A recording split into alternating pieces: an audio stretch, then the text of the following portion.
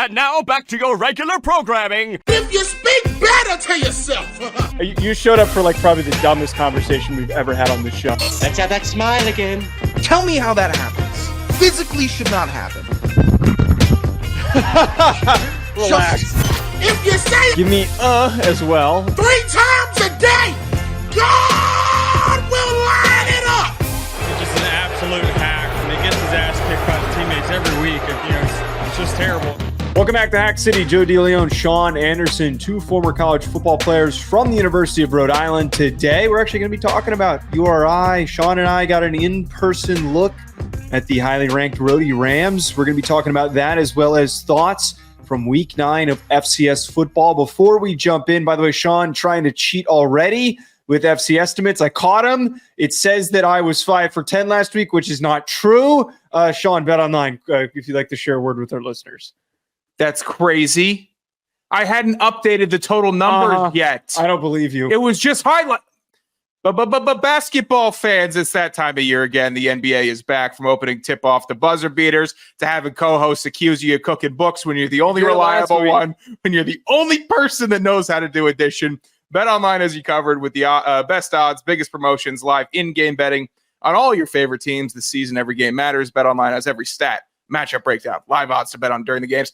And it's not just the NBA. It's BetOnline has everything from football, MLB playoffs. Good luck, Yanks, I guess. 1 game left. Make the most of it. NHL to political props. Head to the website today to get in on the action with America's most trusted site for online wagering. BetOnline, the game starts here. All right, Sean. FCS Week 9. Maybe not as crazy as some of these other weeks that we've had, but still, certainly, a lot has changed at the top. Starting us off here with not an unexpected score, as Murray State got their asses kicked by no other than North Dakota State. Real close one here, 59-6.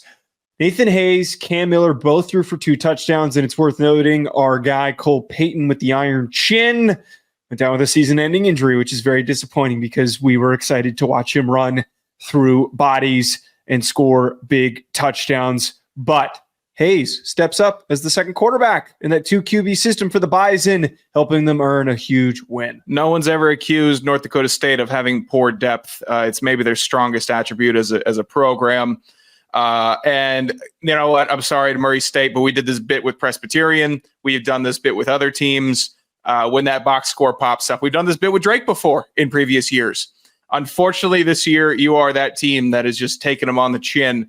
Another brutal one. I know you're a basketball school. I know John Morant went there. I know you've had other NBA guys come out of that program. Unfortunately, football, it's not your year. Really unfortunate. Been on a lot of the sides of these big-time scores. It doesn't feel good. But yeah, big win for North Dakota State, I guess. Nathan Hayes is a very popular name for athletes, as there is a St. Francis volleyball player, a Dallas Baptist soccer player, a hockey prospect, all with the same name. Appears to be some sort of a rapper as well who has the same name. But our Nathan Hayes, not as big as Cole Payton, 6'3", 206. It seems like he might be maybe that next guy up for when Cam Miller moves on to opportunities at the NFL. I like the dark visor, though. I like the dark visor look. I don't know if you can see that, Sean, that he's kind of got going on here. He's very strong athlete, though, to have that extra option for the Bison to turn to. Mercer gets the W over the Fighting Heaths, 44-34 over Western Carolina. Who knew they could put points up like that? I thought they were all defense. Guess they got a lot more going for them. 548 total yards. Whit Neubauer got his first career start in this game and was a big reason for a lot of the offensive production as they ran all over Western Carolina. You're going to hear more about a Mercer running back during Fat Stats. Heath, Cole Gonzalez can't make the list every week. I'm sorry. Yeah. He had a big game, 395 yards, 2 touchdowns, 53 rush yards at a rushing touchdown. I gotcha. I appreciate the tag. I appreciate all the tags, actually, keeping me in the loop. But there's been times Scottree Humphrey hasn't made the list, and I've gotten tags for him just about every week. Regardless, Western Carolina, I'm not giving up on them yet. I'm not. I still think it's a good team. Mercer found their stride after a bamboozling loss to Samford, but it's a good win for them. Obviously, it's unrealistic to think that your defense can hold everybody to under 10 points for an entire season. But it's good if your offense can show up every now and then and put up 44. Stony Brook moves up to 6-2 as they beat William and Mary 35-14. William and Mary, they're starting, they're starting to falter a little bit here as they had their hot start and high expectations, especially with some NFL talent on that roster. And now they're coming back down to reality. Darius Wilson, 3 interceptions. Stony Brook, I don't know if they're really truly in that top conversation, but they're certainly earning themselves a conversation on most top 25 ballots. They're keeping themselves very relevant. It's a big win, and it's yet another shoddy William & Mary midseason loss. Bronson Yoder is a good running back. Darius Wilson, I think, can be a good quarterback. They have players, but Stony Brook has a punch-you-in-the-mouth attitude. And Roland Dempster, I know you're getting sick of me saying his name on this show. I know you are. But he's the definition of a bell cow. 27 carries, $144, 2 touchdowns, and 58 through the air. Are you kidding? Stony Brook knows what they have. And they have found their identity, and that is trying to be a bully in the CAA instead of just, as Joe noted, I think a couple weeks ago, a bully against Rhode Island previously.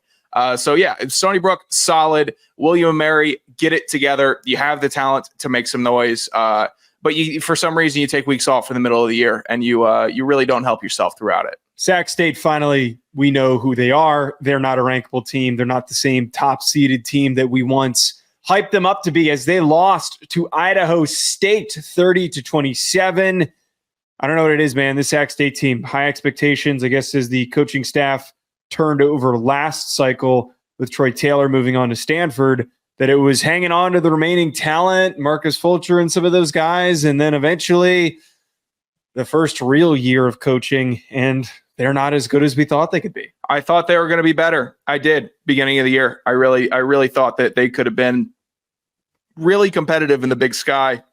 You can't lose to Idaho State. We're gonna talk more about you can't lose to this team. You can't lose to that team. You can't lose to Idaho State. I know they're a solid program. They're fine. But if you want to make the playoffs, you need to beat Idaho State. You can't go into overtime with them.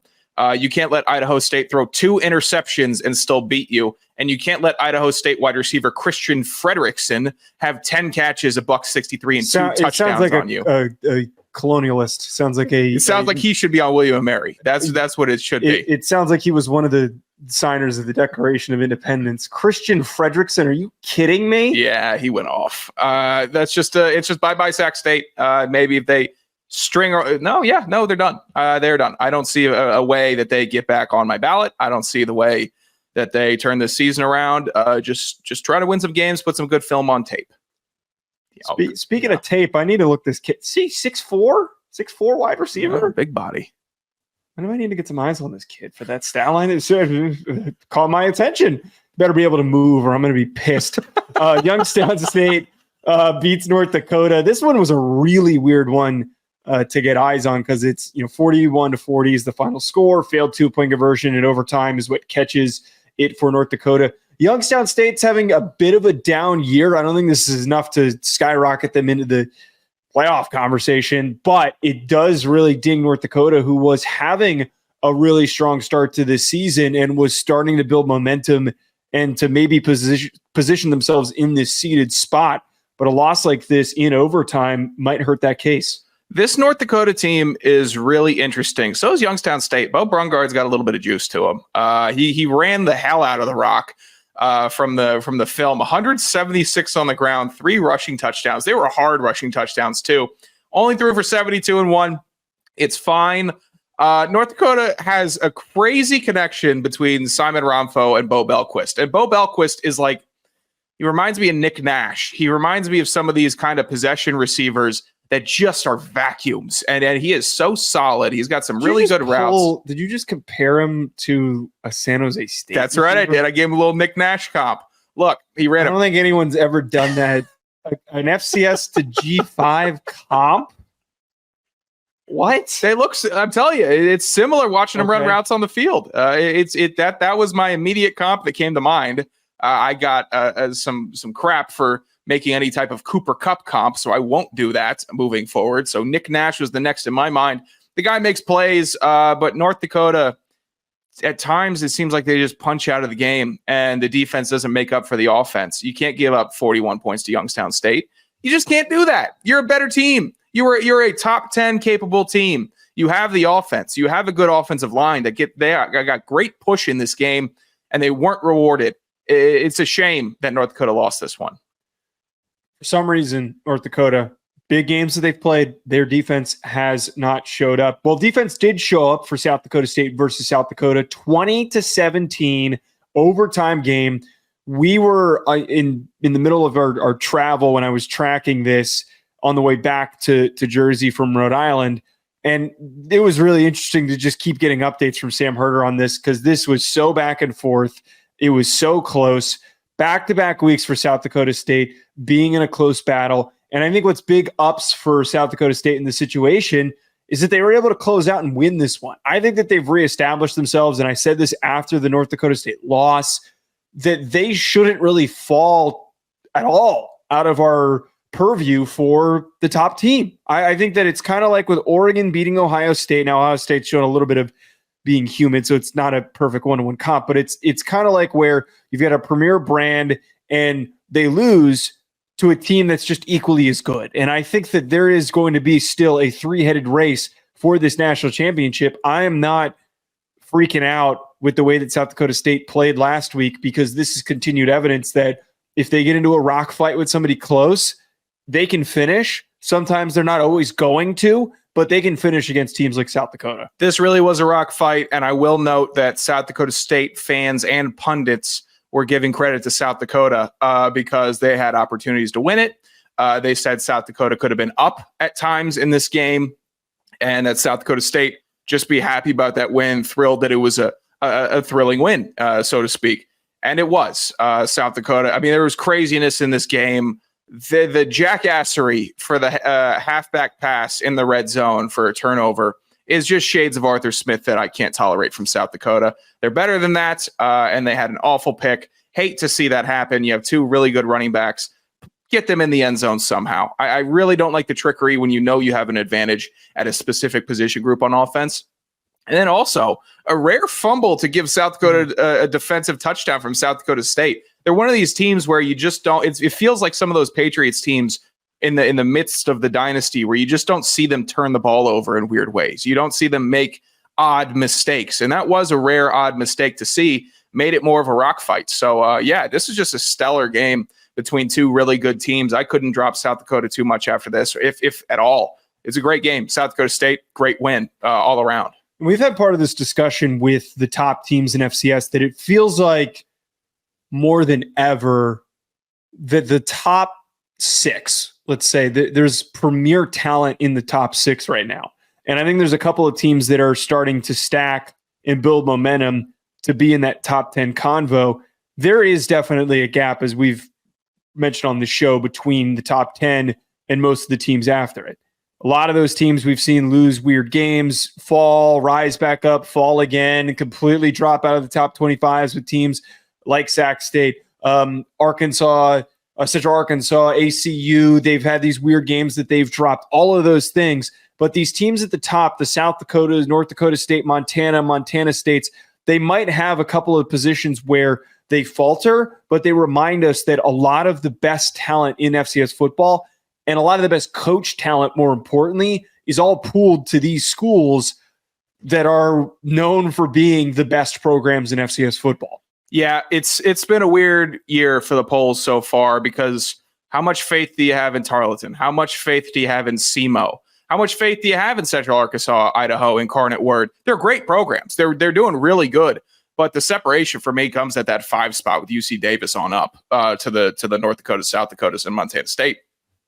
Other than that, it's still anyone's ball game, and it's just going to start becoming the really fun part of the season where who can build the momentum, whose defense can really start getting locked in, and who can start running the rock. We've seen some really good air shows so far, but we know, especially in the FCS, whoever starts grinding you out is going to start making the deep run in December and January. So it'll be really exciting to see which teams decide to rise to the occasion. Idaho, big positive news for them is they got Jack Lane back, who was the starting quarterback at the beginning of the season. He went down with an injury that took him out for a stretch. And it seems like their offensive production, it got a huge jolt as they won over EWU 38-28. We knew that EWU is a potent team offensively. So for them now, just straight up outscore them and also to hold them to 28. Both are big positives.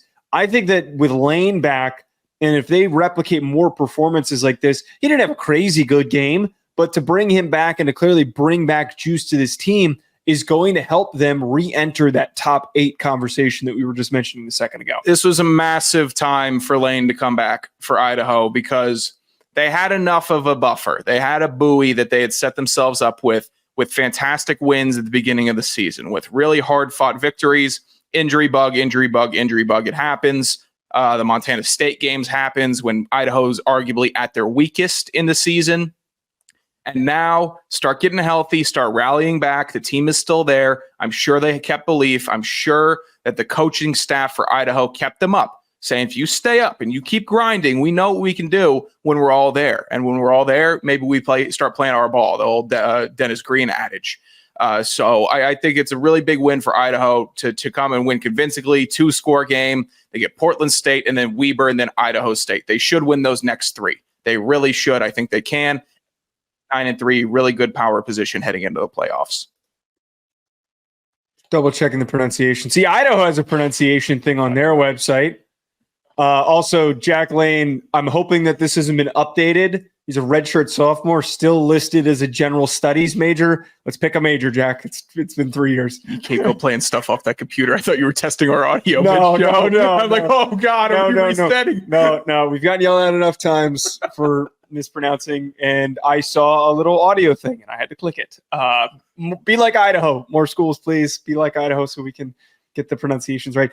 Dartmouth, as they're building a strong resume in the Ivy Leagues, 24-21 over, I don't know why I put an S on the end of that, 24-21 over Columbia in New York City, where they got the dub. This is their 9th straight win. I didn't know this. Shout out to Craig Haley for referencing this in his weekly column, recapping things. They have the longest winning streak in FCS right now. 9 straight wins. So Dartmouth, sneaky good team. Not going to be a playoff team for the obvious reason of the Ivies opting to not be a part of that. But they have earned themselves, in my eyes, a reason to be ranked and on the ballot. Yeah, good for Dartmouth. Happy for them. Winning by 2 against Merrimack scares me. Winning by 4 against Central Connecticut State scares me. But what do I care? It's Dartmouth. They're not going to the playoffs. They're first in the Ivy. They're doing well. I think I put them in my top 25. I'm near certain that I did. It was good. Well earned. You keep on winning games. You're going to keep on getting put on ballots. It's the right thing to do. Good for them. I don't have any ill will towards the Ivies so far this year. The Patriot League is just awful this year. It's absolutely terrible. It is. This is my quick standing on a podium, just complaining. It's just dog-ass this year. 4-5 is the leading team, which is Holy Cross after this week. They beat Lafayette, last year's champion, 34-28. There's a chance that we send a team with a losing record to the playoff, which is just it's embarrassing, unbelievably embarrassing. Right now, the standings are as follows. Holy Cross is 3-0 with a 4-5 record. Georgetown is 2-1 with a 5-3 record. Risers. Who you should be rooting for to make the playoffs so you don't have some embarrassing team with a sub 500 record. Bucknell 1-1, 3-5. Colgate 1-1, 2-6. Lehigh 1-1, 4-3. Lafayette 4-4. They're 1-2 in conference. Fordham, holy crap, 0-8.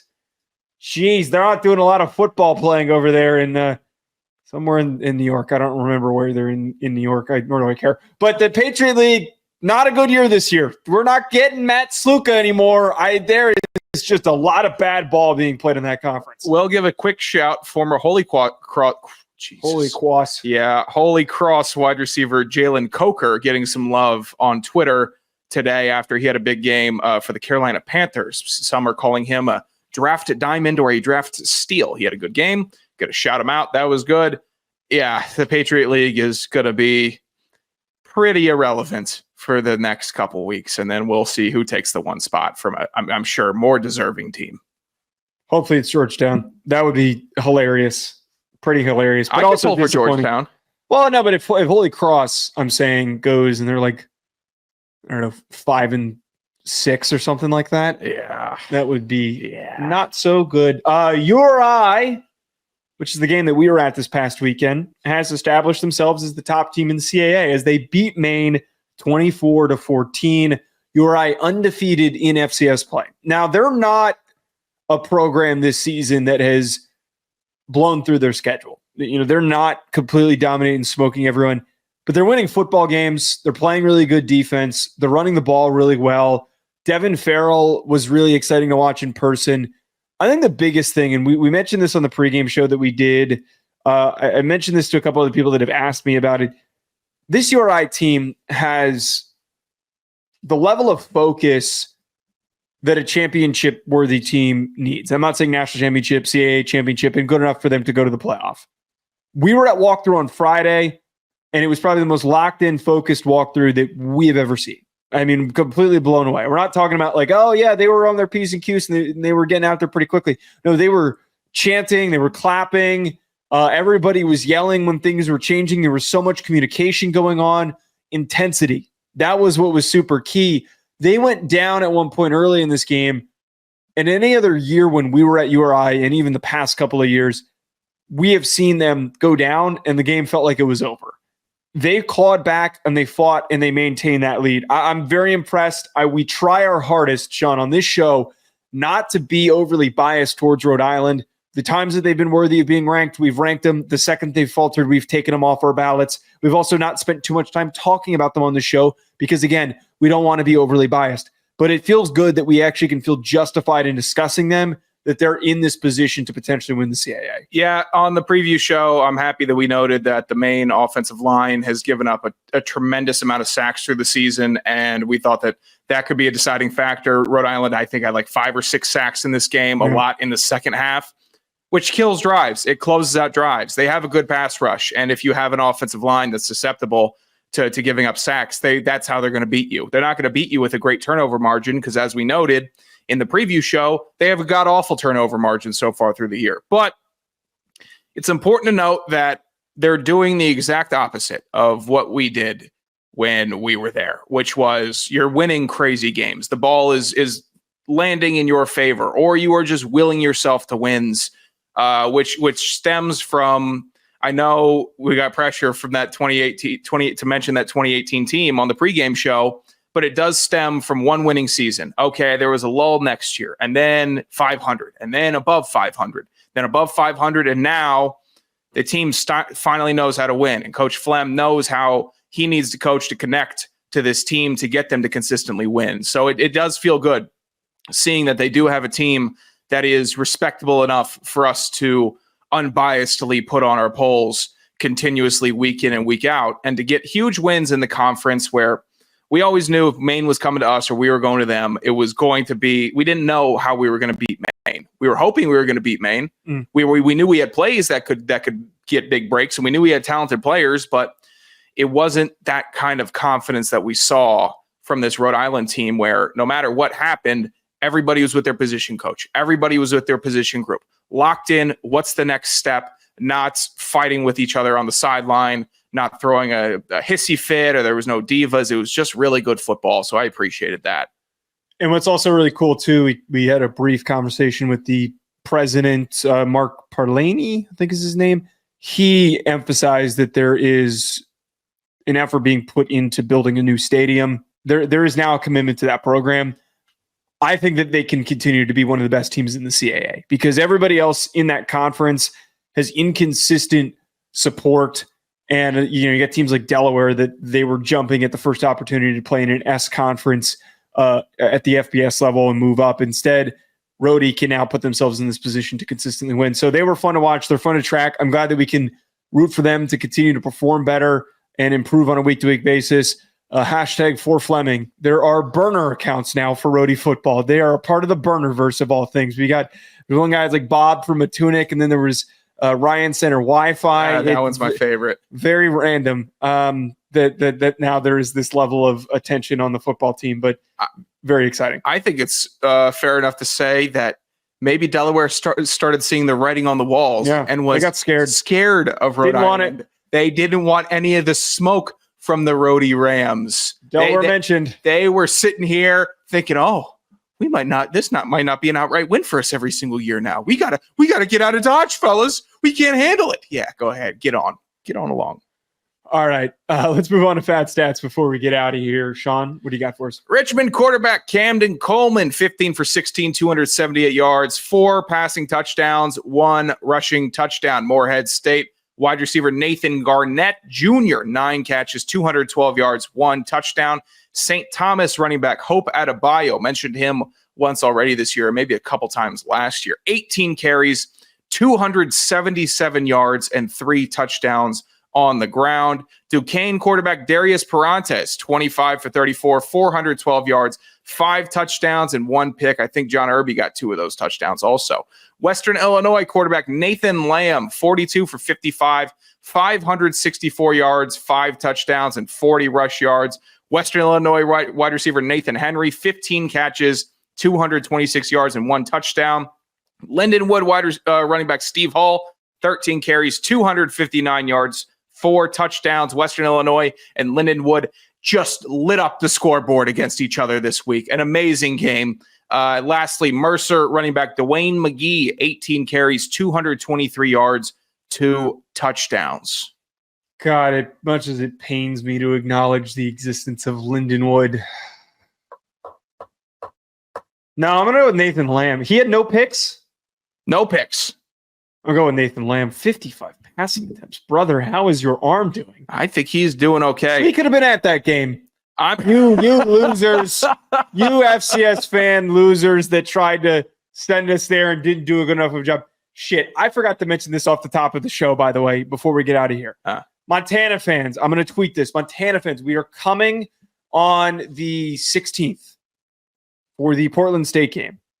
Anything and any recommendations that you have for us on where we should go to eat, bars that we should check out, just cool landmarks, cool, unique, goofy things that are in the town, the surrounding area, whatever it is, let us know. Shoot us a DM, put it in the comment of the video, put a comment on Twitter, whatever it is, send it to us because we're more than excited to be there. And then also, same as we've always done, we've had an amazing opportunity with Campbell of all places, and also, of course, South Dakota State, where listeners have reached out to us unprompted and said, hey, would love to grab a drink with you guys. Come meet us here, XY place, bar, or tailgate. Tailgate, whatever it is. We're not inviting ourselves to your tailgate or anything. We'll bring something so we're not coming in and just being moochers. But if anyone would like to meet up with us, we certainly want to interact with you, the listener. So please let us know. That's going to be it. Sean, you got anything to add to that? Yeah, no, we'll just be able to see. Oh, my fat stat, St. Thomas running back, Hope Adebayo, 18 carries, 277 and 3. That is nuts. Yeah, we're going to be rumbling around all throughout Montana and Missoula that weekend. Again, it's not hard to find us. Big, tall guy, little guy with glasses.